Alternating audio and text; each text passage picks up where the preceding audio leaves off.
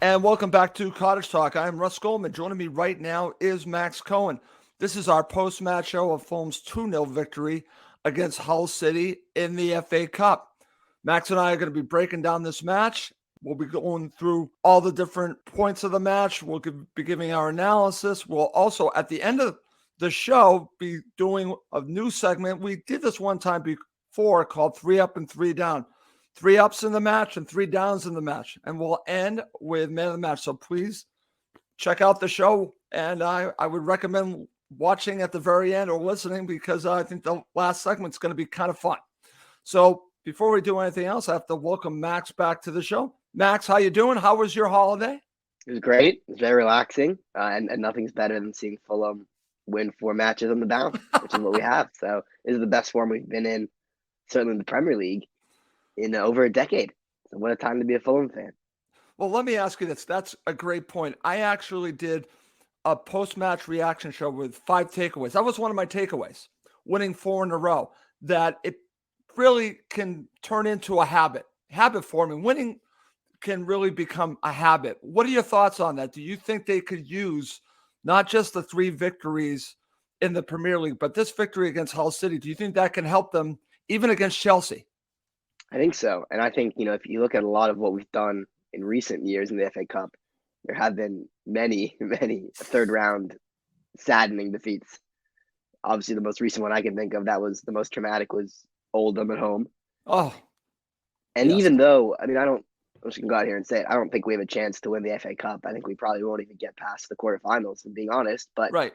just the fact that we haven't lost in the third round, as you mentioned, the winning mentality. A win's great. And I know you had an interesting question about whether Fulham fans want a cup run. I think Right. that's a good conversation to have. But even just for me, just winning this third round match and continuing that, good feeling around the club, a loss here, although it wouldn't have mattered at all for the Premier League, would have just been a kind of negative vibe on how positive things are going right now. And the fact that we won this, even though it wasn't pretty at times, No.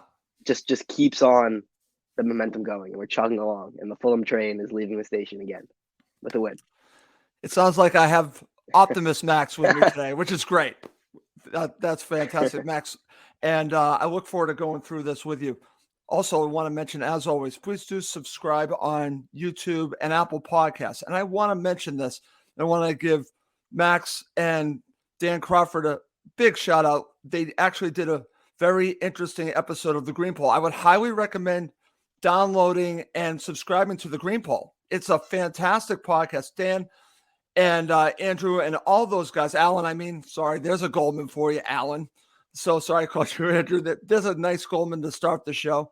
They do a wonderful job on The Green Poll. I listen to every episode. I listened to one that actually mentioned Cottage Talk. Thank you, Max, for that. But I just want to give you a little shout out for The Green Poll. Great show. Yeah, Green Poll's great. Dan Crawford, of course, has played a huge role in Cottage Talk and made it help do the show with Russ during its earlier years, which is much appreciated. And it's always great to be on with him. But of course, Cottage Talk, subscribe on YouTube. The YouTube numbers are going up. We love the YouTube numbers. Superb. They are. That's great. That's great to see. And thanks everyone for joining us live on the stream today. Okay, excellent. All right, so just want to share a couple comments. This is from Colm, Max in the house. So that's great. Let's see what my friend Wayne has to say. Hi, Russ. I hope you're all well in the family. And also says, hi, Max. So we've got a few people watching live. So thank you, everyone that does watch live. All right, Max, let's get going on the show. So as I asked you before, are we Optimus Max or Mad Max? Your opening thoughts on the match? Yeah, definitely Optimus Max. We got the goals when it mattered. And it wasn't pretty. I don't think we dominated really by any stretch. We were the better team, sure, but a team battling relegation in the championship, you would have expected us to win this game, which we did, but it wasn't pretty. That makes sense, though. It was a rotation game. Mitrovic not even in the squad.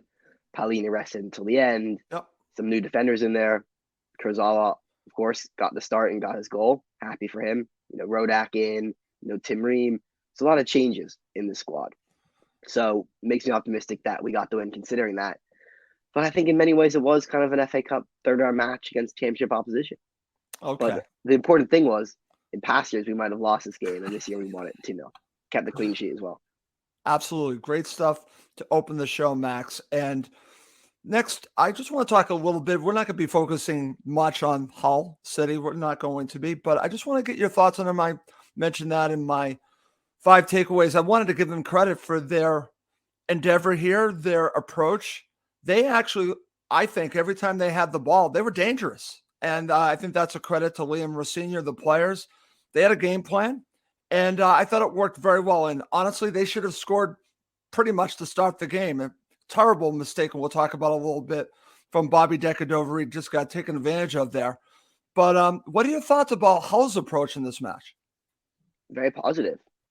They had some substitutions too. They didn't start their strongest squad, but they gave us a run for their money. As you mentioned, the Bobby Decordova back pass, positive pressing, made some good play from wide, put some dangerous crosses in. And even at the end of the game, right before we scored our second goal with the empty netter, Rodak was forced to make a great save from that header off the throw-in. So Hull City acquitted themselves very well. And I think if they play like this, they shouldn't really be in the championship relegation fight. Very positive on the front foot and had some dangerous players.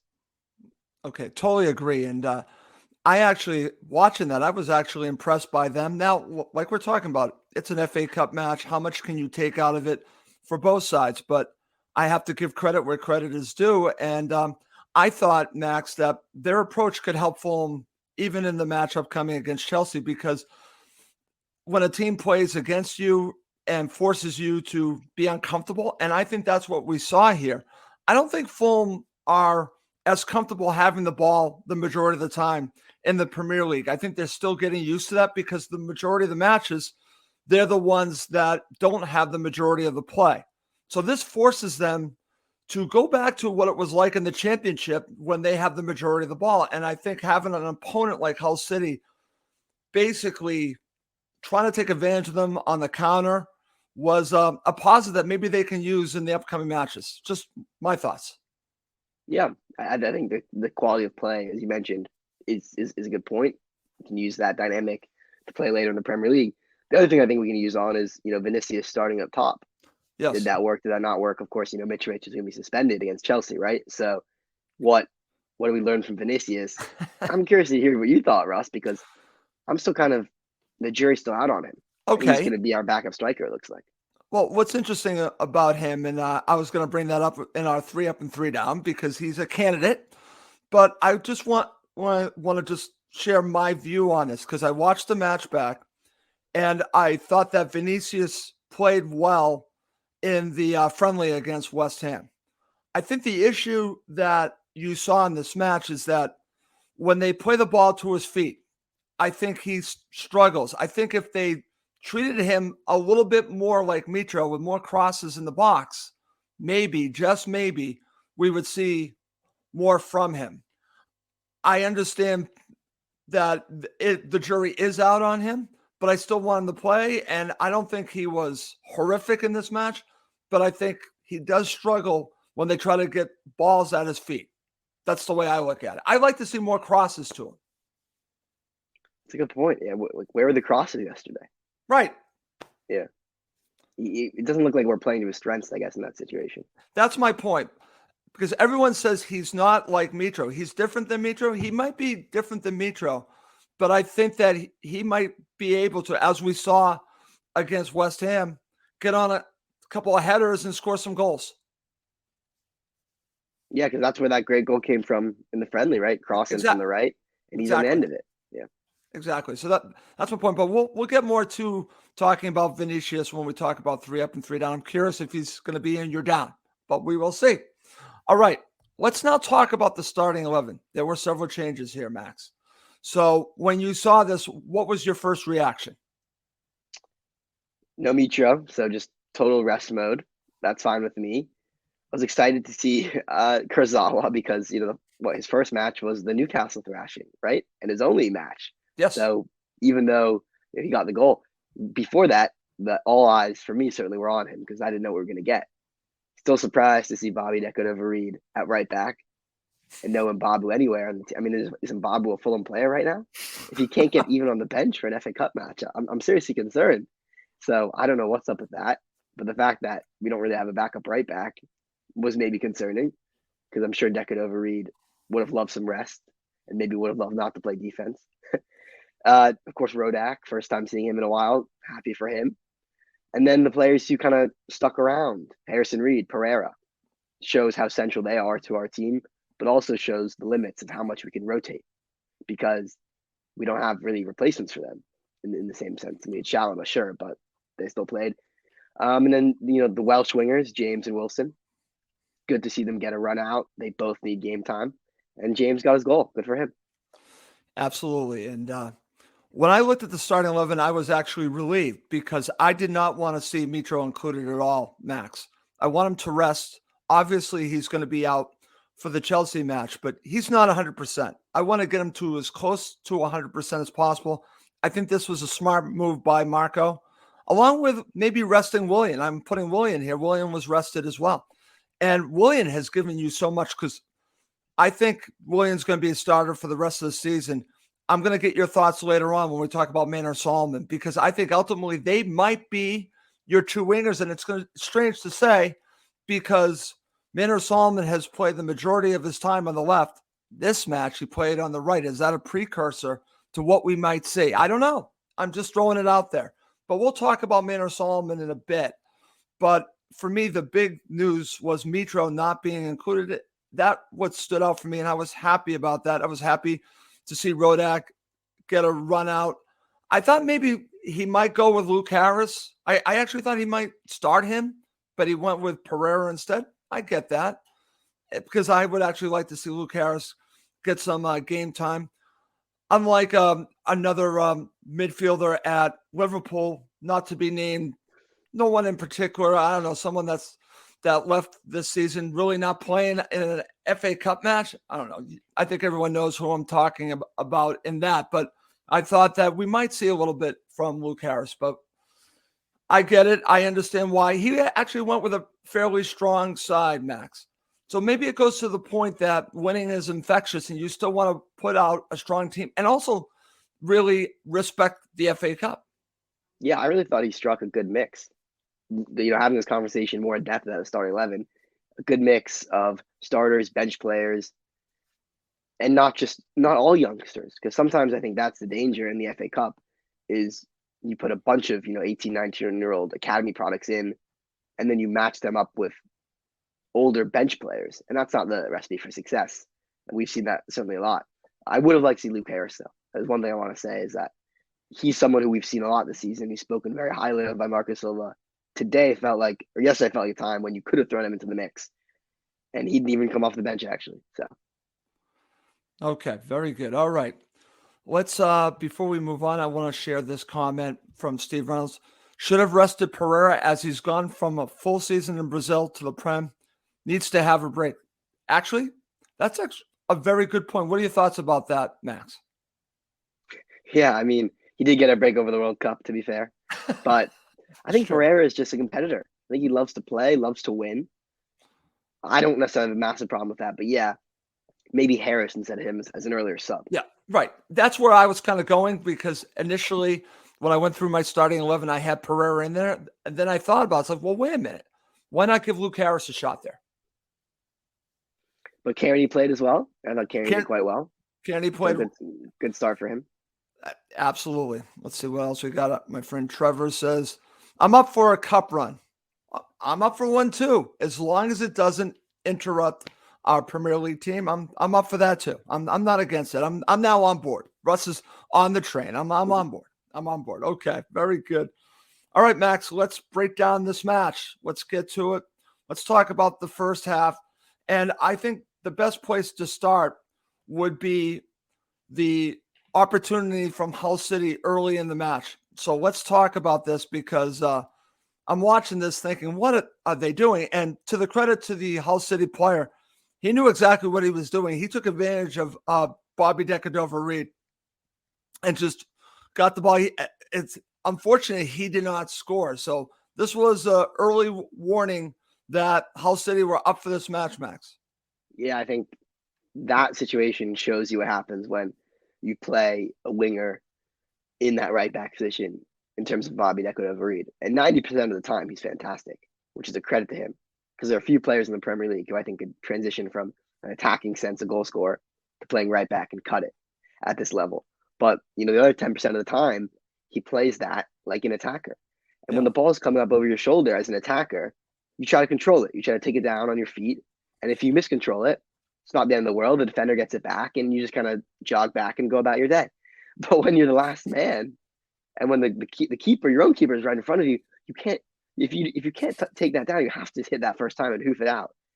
And that's what we saw here. He tried to take it down, tried to have the nice touch, miscontrolled it, and boom, there's a man on his back through own goal.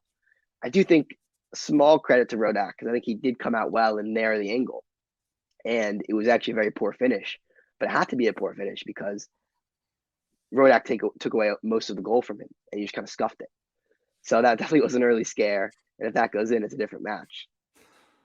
Totally agree, Max. And a very good analysis there, talking about the mentality of a player that is offensive-minded, plays up front, and now you're asking him to do something different, and he probably is just not used to that approach of a defender. So you put him in that situation, and maybe he instinctually isn't ready to do what he needs to do. You explain what he should have done.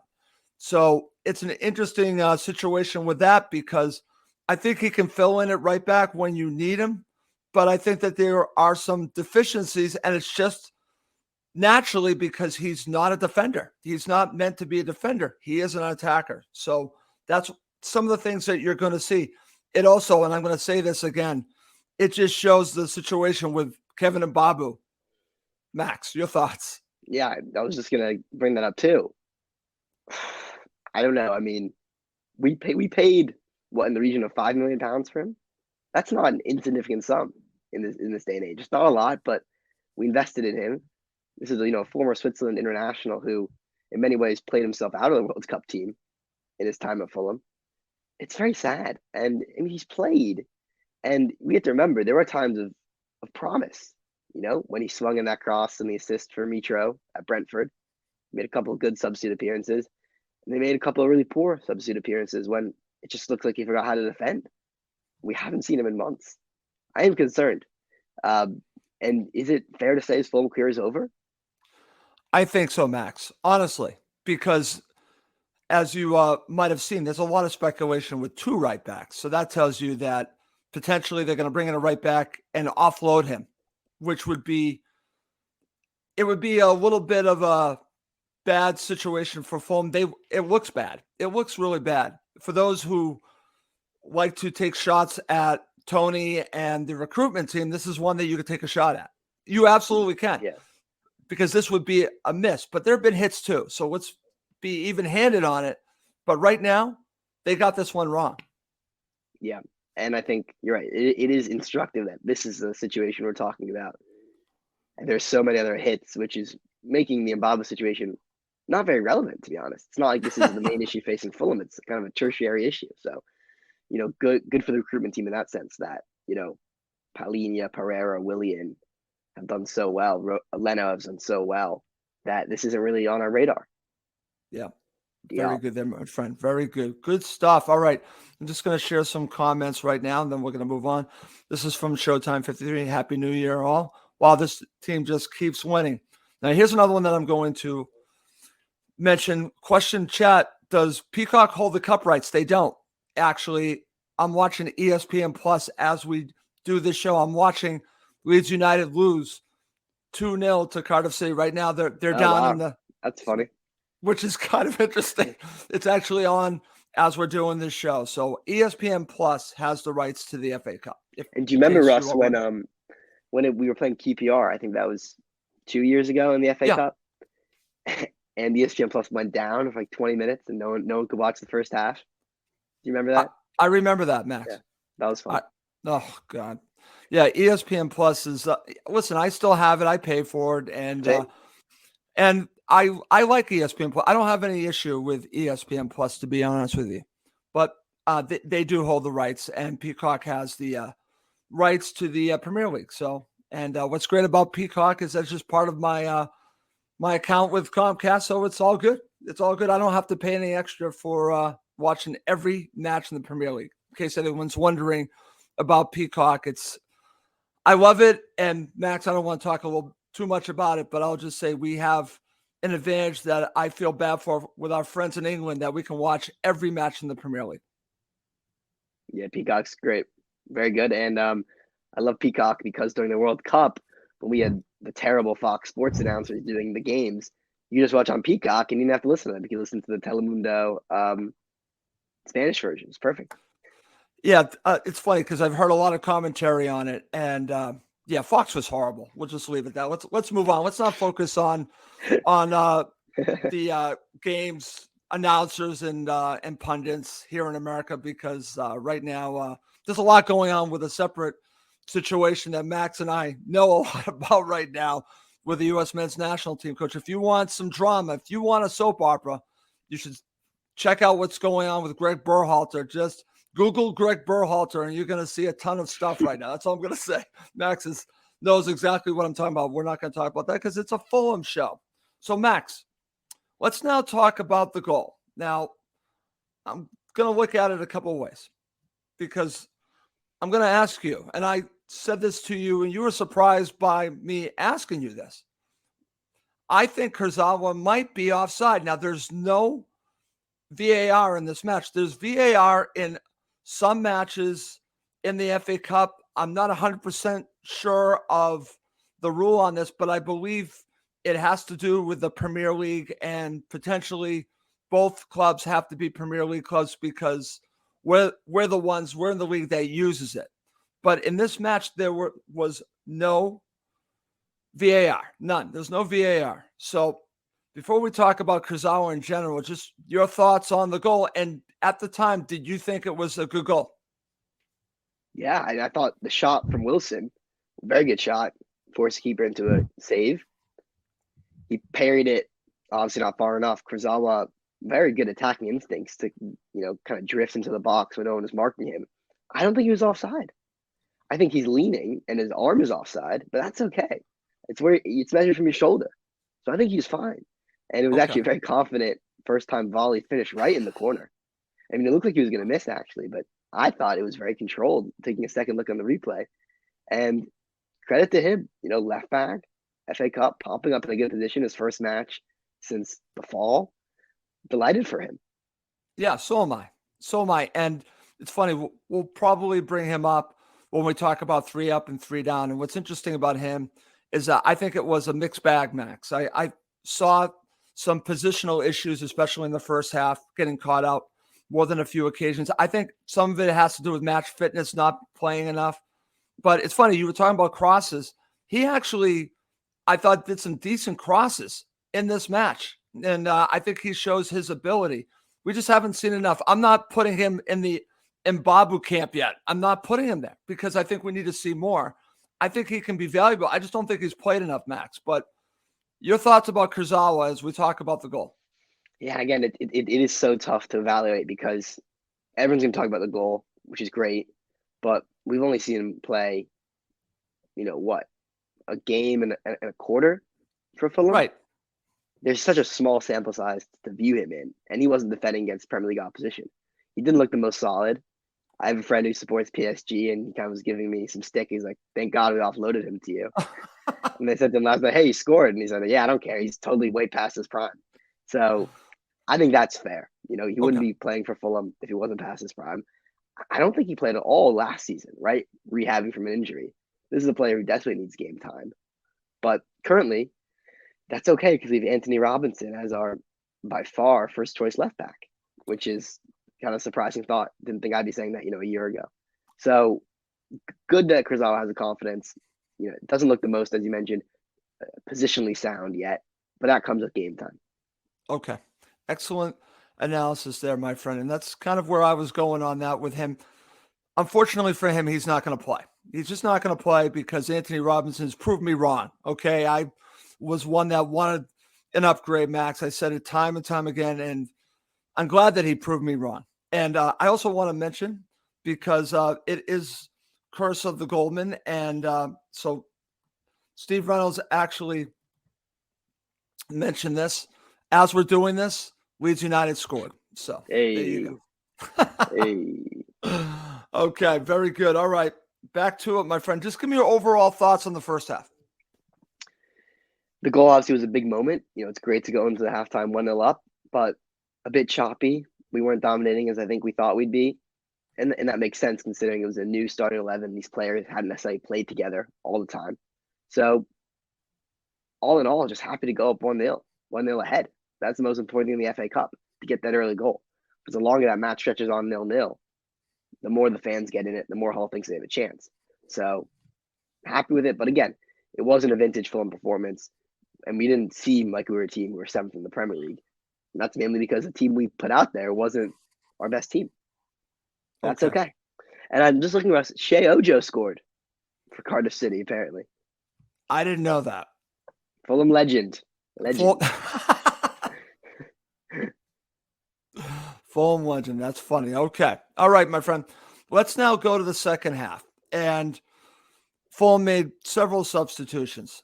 But I want to go right to talking a little bit about Manor Solomon. So he comes on for 15 minutes. To me, this is one of the huge stories of this match is that he's included. Now, I'm not going to lie and tell you that I've watched all of these matches of Manor Solomon. But based on everything that I've watched and heard from people that have followed his career, he could be an impact player in the Premier League. He could be. Right now, could be. We don't know. This is a huge step in the right direction, Max. Thoughts on him playing? And I could see the ability in a very short period of time, but the fact that he was out there is massive. Yeah, delighted for him. After so many months out with the injury, and after the injury happening on the first day of the Premier League season as well, just psychologically, playing for a new club, your Premier League debut against Liverpool, you think this is the start of a great new chapter. And then boom, serious knee injury. Just the mentality, the progress to play any football in a professional level is great. And I'm so happy for him. And he was a signing which dominated so much of our collective consciousness during the summer. He was the first one we've been linked with him for a very long time. So it's great to see him finally get on. And I thought he played fine. He had some nice dribbles, as you mentioned, Russ. Predominantly plays on the left. Yesterday he was on the right, and you saw him cut in from the right. Yes. I think we're going to see a lot more of that if that's where he ended up playing. And he looked confident. He looked like a small glimpse of the player we think he can be. It's just great, I think, for our depth, honestly, moving forward. I'm really excited to see him in the Premier League. He's someone who can be a real difference maker, I think. So hopefully it's just the start of something big. But most importantly, so glad he's back from injury and is healthy. It's funny because the reports out of Israel that this could have been a really bad injury and that his return, based on what I was reading out of Israel, was premature, meaning that they thought he might be out for the entire season. I was seeing reports like that, and that the injury could really take time to heal. I saw a player that looked confident that just needs game time. I didn't see any remnants of this injury that we saw at the beginning of the season. So this is all positive stuff, but I want to go back to this, and I want to pick your brain. Am I reading too much in the fact that he started on the right? No, I think it's a really good analysis. I think that's a great take because if I think back, again, admittedly, as you said, I haven't watched every game. I don't even think I've watched a full game of Manor Solomon, but I've seen highlights. And all the highlights show him on the left, cutting out wide, blowing past defenders, and finishing almost always unerringly into the far corner with that left foot. So he's predominantly a left-sided player. So I think the fact that he came on the right is very interesting. And as you think, maybe it shows the Willian on the left, Solomon on the right combo. It's very interesting what's going on here because Fulham, now with him being back, unfortunately, you have the one injury for Fulham, and I don't think you're going to see him back, but you're going to have Dan James, you're going to have Harry Wilson, Manor Solomon, Bobby Decker-Dover-Reed, and you're going to have William. You got all these options now. But the question is, who are going to be the regular starters on the wings? Harry Wilson, you're paying a good amount of money for here. Well, you had to pay from Liverpool. You bring in Dan James from Leeds United. There now is a backload of wingers, Max. This is an interesting situation. It's a lot of choices at the end of the day for Marco, but I got a weird suspicion that it might come down to Manor, Solomon, and Willian. He's gonna have to earn it though, because who's playing there now? Bobby Reed, who scored a lot of goals Yeah, recently, he's going to in have to great form. take the shirt away. So I think what we're gonna need to see from Solomon is some really bright substitute appearances in order to win that back, and those are never easy to do as a player. So I think he has his work cut out for him, but I'd welcome the competition, and we're in a much better position than earlier in the season when we said, where's the depth off the bench? Now, with players returning from injury, we can say, if we're down in a match, we can make some damage based on our subs. And it's very, very few times Fulham have been able to save that in the Premier League in the past, 4 or 5 years. We just haven't had a strong bench. It's a great point, because if you have players, even Dan James with his pace, right? You bring him off, he can be a game changer just with the pace that he offers. And so you got him. Harry Wilson can change the game. It's wonderful. If you look at their opponents, they all have these game changers off the bench, and it's been a weakness of Fulham. Great point by you, Max, is that now we may be able to fight fire with fire, where in years past, I don't know if they've been able to. I think that's been a problem with Fulham back in the Premier League, has been depth on the bench. Yeah, 100% right. 100% right. And now I think the Dan James thing is an excellent point. He's not a starter for us, that's clear. But look at that goal he did in the 90th minute. The searing pace. Why can't he come off the bench in the Premier League and do something similar? We can talk about Dan James later. I was impressed with him because he's had a really tough loan spell. Really tough.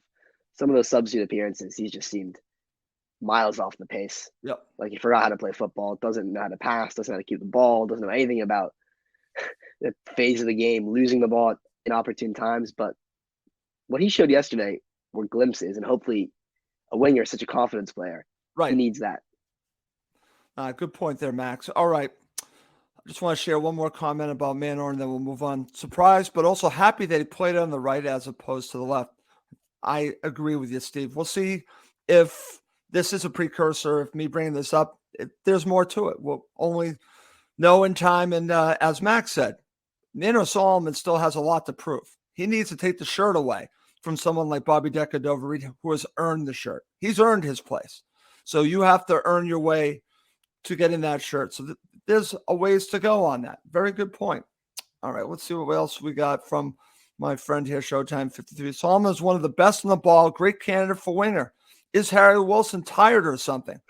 It's an interesting point. I don't think he's tired. I just think that he hasn't been able to break through, Max. What are your thoughts about Harry Wilson? That's a great point. Yeah, it's a good question because he was one of the outstanding performers last season, without a doubt.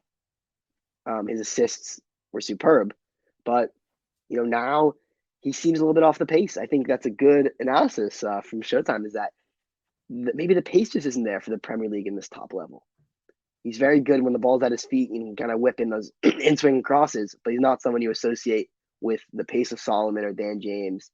And, Willian is the kind of counter argument because, Willian's not pacey, but Willian just possesses so much technical ability, and his time at the top level for, a decade gives him the ability to play the game at a slower pace. So I don't know, man. I mean, Wilson, I really like him. I like him as a player, but he hasn't kicked off yet. The injury didn't help. Right. But again, I wouldn't say we've missed him. And that's the good thing about the Premier League and how we're playing, is that we're playing so well, this isn't an issue. The Zimbabwe thing isn't a huge issue. Where we're falling short isn't, killing us like it did in previous seasons. See, that's the way I look at it, my friend, is that they now have been able to really just overcome injuries, overcome poor performances by some players, and just keep winning. And it comes down to winning. And that's how we're going to end really our analyzing this match, my friend. Let's talk about the final minutes, okay, and stoppage time, because we're now seeing a pattern from Fulham Football Club. They're able to see matches out, and I think this is huge.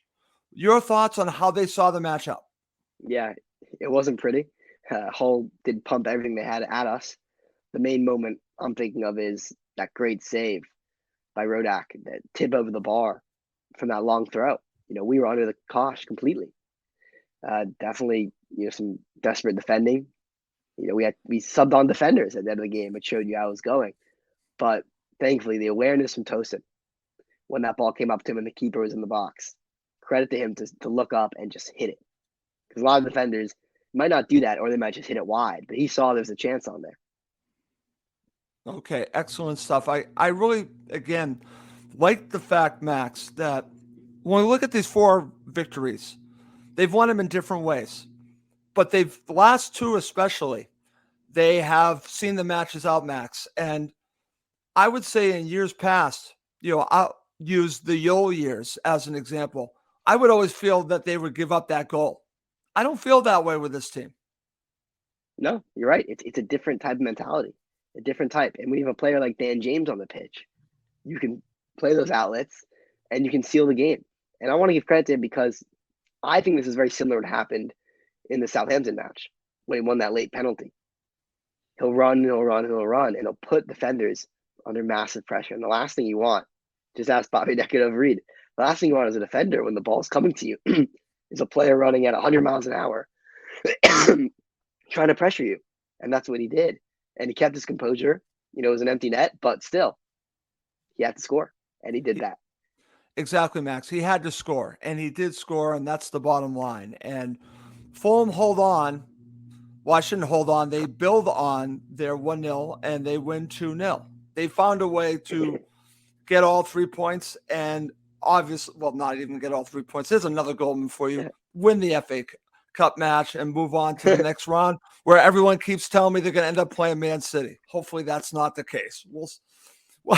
Max is rolling his eyes because he knows the history. Don't even bring that up, man. Hey, but if we do, we almost won there. Yeah. I guess not. We almost drew there. Almost drew there. That point there, my friend. Okay.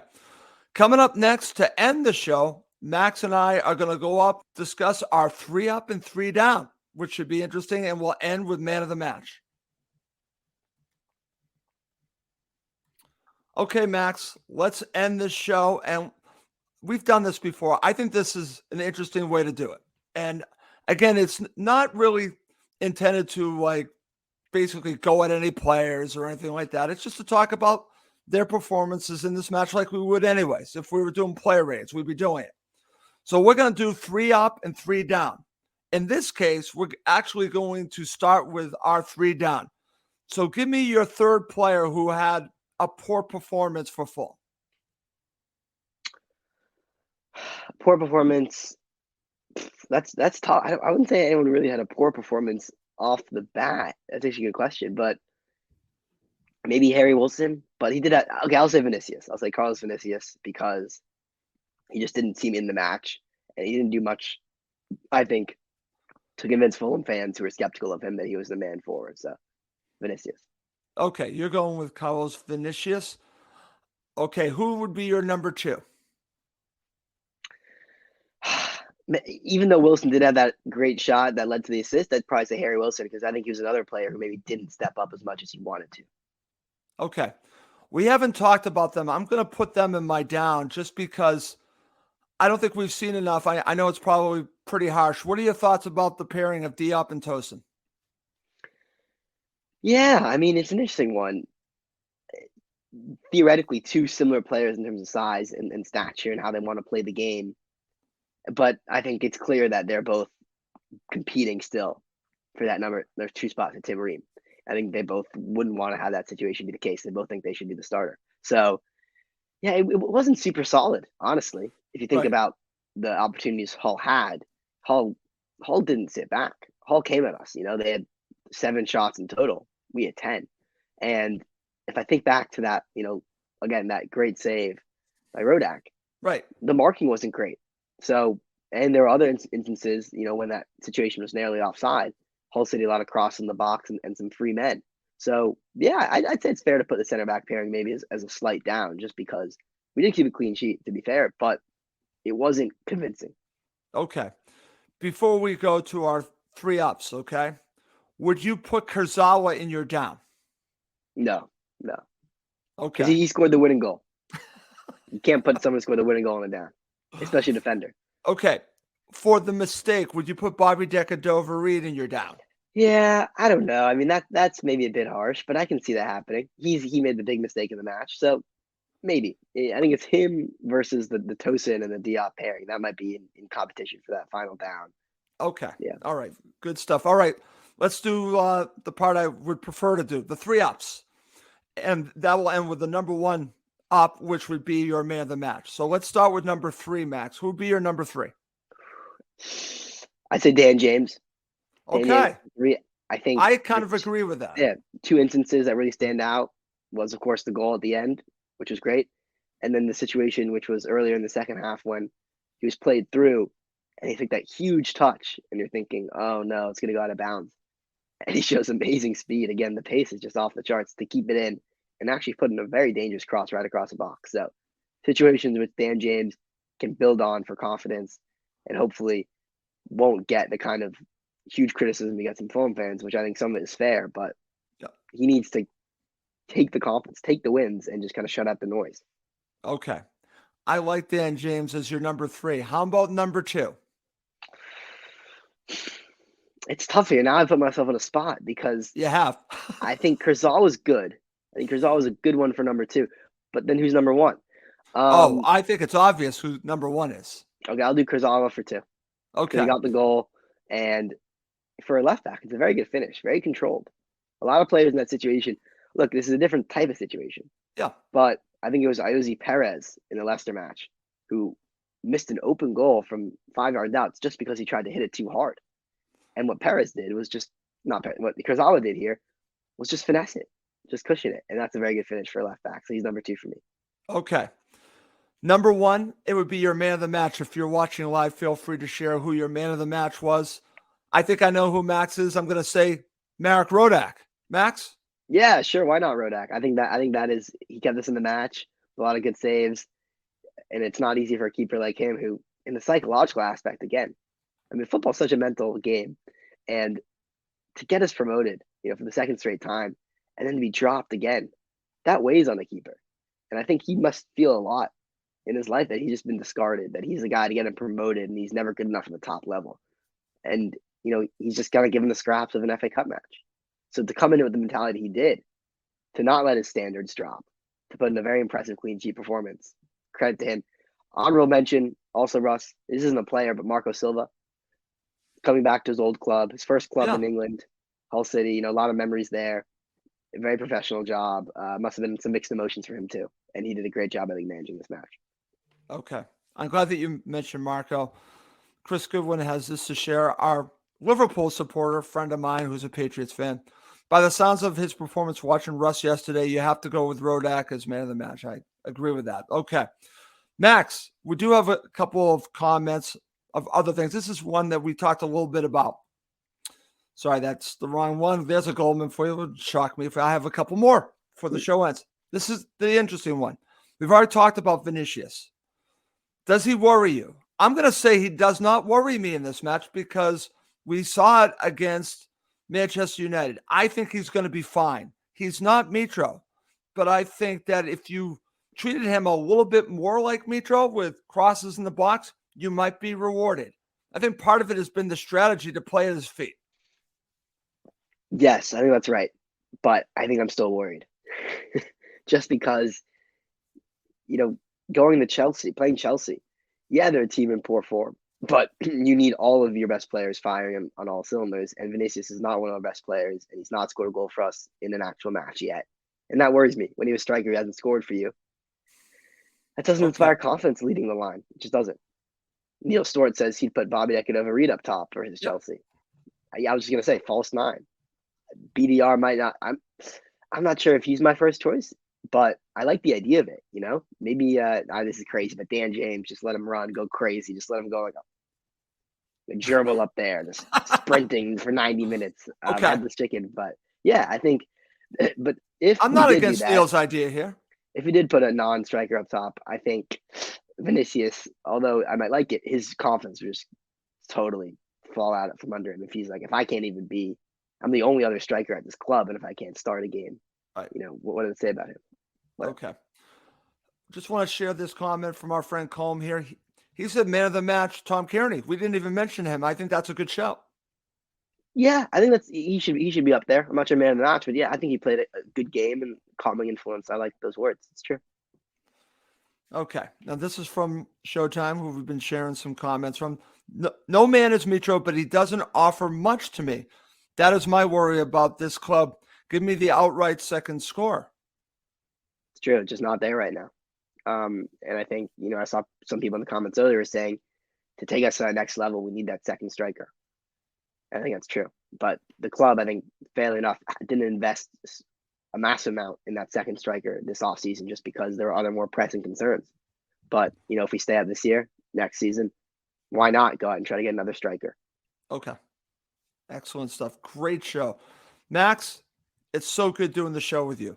But I do want to mention, because in case anyone's wondering where Giannis is, Giannis, I believe, is in Punta Cana. So Giannis is having a nice holiday, and he's already been messaging with me and Max, and we're going to have him back soon.